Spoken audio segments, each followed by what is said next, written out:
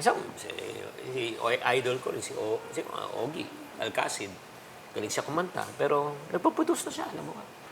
Nag-handle na rin siya ng talent. So, based on his core competence, doon siya nag-expand. Your second source of income can still be related to Exactly. your... Ba't ka pang Like a maghahanap? branch. Ba't ka maghihirap? Nandito ka na. Di ba? Totoo. Kung saan mong hilig nyo, acting. Kaya nga yung mga writers dyan, cameraman, kung yan ang dapat mag-expand ka. Di ba? Hindi ka magbebenta ng Tosino Longganisa. Totoo. Di ba? Something very close as well. Kaya mag-apply na rin ako cameraman next natin. Pwede. Hindi, naalala ko nga yung nag-viral sa TV5 na yung cameraman. Ay, oo. Report. Sobrang tuwan-tuwa talaga ako I-interviewin ko siya. yun. I-interviewin ko yun. Nagkataon lang naman, pero ang tawag doon naman, how would you know that the opportunity is for you? If you are prepared, the opportunity is for you. Prepared siya. Di ba? Nag-absent Kaya nag-absent yung talking head, wala siya magawa. Cameraman siya. Siya na. Ngayon, nagre-report na talaga siya.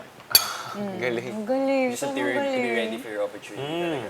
Kahit na ikaw ay, sinabi niya, no, you're just at the right time at the right place. No.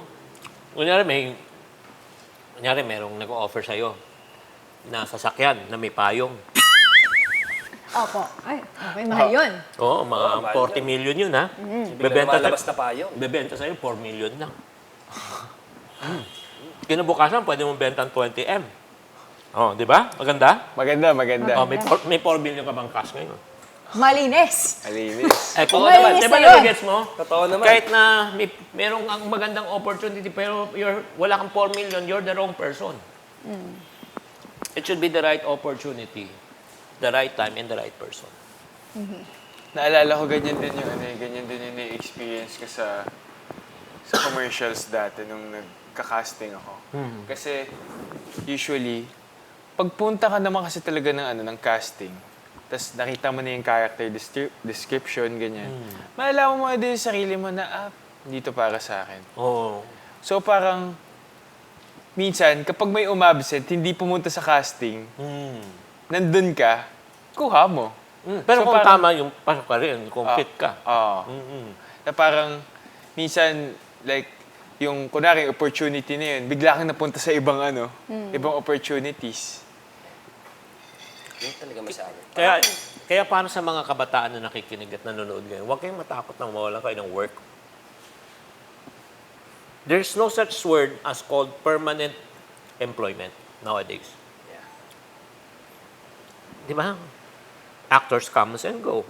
Yeah. Producers comes and go. Di ba? Lahat. Nothing is permanent. But there's such a word called permanent employability.